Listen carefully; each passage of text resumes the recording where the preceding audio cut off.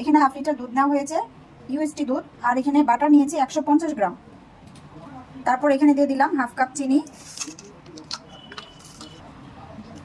তারপর এখানে cocoa powder দিয়ে দিলাম 50 গ্রাম। হ্যালো ভিউয়ার্স, আসসালামু আলাইকুম, কেমন আছেন আপনারা সবাই? আলহামদুলিল্লাহ আমি ভালো আছি। এখানে এখন সুন্দর একটা জিনিস তৈরি করতেছি। কি জিনিস তৈরি করতেছি শুরু থেকে শেষ পর্যন্ত দেখতে থাকুন।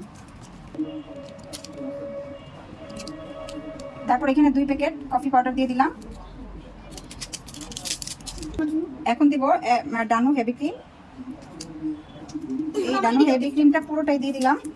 আর এই রেসিপিটা বানাচ্ছি একদম নিজস্ব মনের মাধুরী মিশিয়ে, কারোর রেসিপি দেখিনি, না দেখে বানাচ্ছি। তারপর এখানে হাফ কাপ ময়দা দিয়ে দিলাম। এখানে দিয়ে দিলাম চকলেট এসেন্স। বোতলের মুখা যেটা আছে সেটা 1 মুখা দিয়েছি। এখন এই চকলেটটা দিব। এখন এই চকলেটটা দিব আমুল মিল্ক ডার্ক চকলেট। এই চকলেটটা এখন এখানে মিশিয়ে দেব, সম্পূর্ণটা দিব। এই যে এখন সবগুলো চকলেট দিয়ে দিচ্ছি। এই চকলেটটা যে এত মজা, এত মজা আনছি এখানে মিশাবো। বাচ্চারা এত টানাটানি শুরু করছে চকলেট খাওয়ার জন্য। এখন এই যে চুলায় বসাই দিলাম, আস্তে আস্তে এটা নেড়ে চেড়ে মিশিয়ে নিব। পুরো লো ফ্লেমে রাখতে হবে। এই যে এখন এই যে মেল্ট হয়ে গেছে, একটু একটু জমাট বাঁধানো আছে, এটা ঠিক হয়ে যাবে একটু পর জাল করতে করতে। এই যে এটা হয়ে গেছে। এটা কিন্তু অনেক, প্রথমে যেমন পাতলা ছিল এখন কিন্তু এটা একদম ঘন হয়ে গেছে। আর এটা যখন ঘনত্ব তৈরি হয় এটা কিন্তু বোঝাই যায়। এই যে দেখেন, প্রথমটা কিন্তু একদম পাতলা ছিল লিকুইড, আর এখন দেখেন এটা একদম সুন্দর ঘন তৈরি হয়েছে। আর এটা ঠান্ডা হয়ে গেলে আরো ঘন হয়ে যাবে। এই যে এখানে আমি একটু ভিনেগার দিলাম। এই যে মুখা কিন্তু পুরোটা দেই নেই, অর্ধেক দিয়েছি। আর এখানে ভিনেগারটা দিয়েছি প্রিজারভেটিভের জন্য, যাতে জিনিসটা নষ্ট না হয়। এখানে আমি আরেকটা কথা বলে দিই, মিষ্টিটা কিন্তু আমাদের পছন্দ মতো আমরা দিয়েছি, আমাদের স্বাদ মতো। মিষ্টিটা কম বেশি করে দিতে পারেন। এই যে একদম ঘন হয়ে গেছে, এখন আমি চুলাটা অফ করে দিই। আর ভিনেগারটা হলো এটা ভালো রাখতে সাহায্য করবে। করে দিই। এই যে ঘনটা দেখেন, এই যে এখন কিন্তু কাত হলে পড়তেছে না, এখন কাত হলে পড়ছে না। এটা ঠান্ডা হলে কিন্তু আরো ঘন হয়ে যাবে। এটা এখন আমি নামাই নিব। এই যে ভিনেগার দেওয়া হয়ে গেছে, সম্পূর্ণভাবে হয়ে গেছে। এখন আমি এটা নামাই নিব। একদম সুন্দর হয়েছে। এখন একটু ঠান্ডা হয়ে আসছে, দেখেন ঠান্ডা হওয়ার পরে এটা এইভাবে কিন্তু জমে গেছে। এখন আমি গ্লাসে ভরে নিব বা জারে ভরে নিব। এই যে গ্লাসগুলো কিন্তু নসিলার গ্লাস।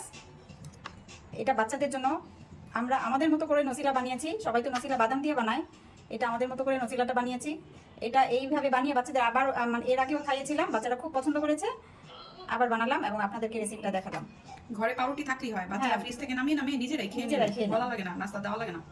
এটা থাকলে একটা সুবিধা, ব্রেডটা ঘরে থাকলে আর এটা নামায় নিজে নিজে খেয়ে ফেলে যখন খুশি তখন। ইভেন হচ্ছে ঘরে আটা রুটির সাথে দিয়ে সুন্দর করে আরামসে খেয়ে নেয়। এই যে দেখেন এখানে আমি 5 গ্লাস নসিলা বানিয়ে ফেললাম। এগুলোও কিন্তু নসিলার গ্লাস।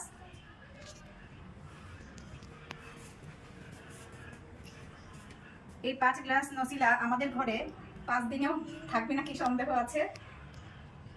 আমার বাচ্চারা এটা খুবই পছন্দ করে।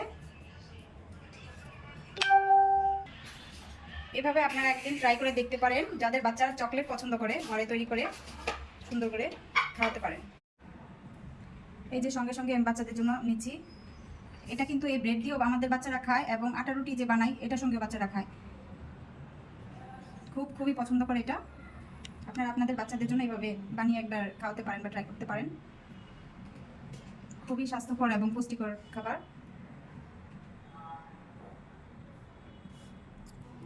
এই যে ব্রেডে ভরিয়ে দিলাম, এখন বাচ্চারা খেয়ে নিবে।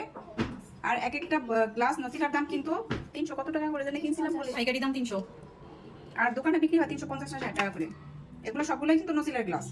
আর এখানে আমি 650 টাকা খরচ করে 5 গ্লাস নসিলা বানিয়ে ফেললাম। 650 টাকা খরচ করে 1500 টাকার 1500 টাকা নসিলা বানিয়ে নিলাম। কেমন হয়েছে বলুন তো? কতগুলি টাকা আমার সাশ্রয় হলো। আর এমনি তো বাচ্চারা খুব চকলেট পছন্দ করে।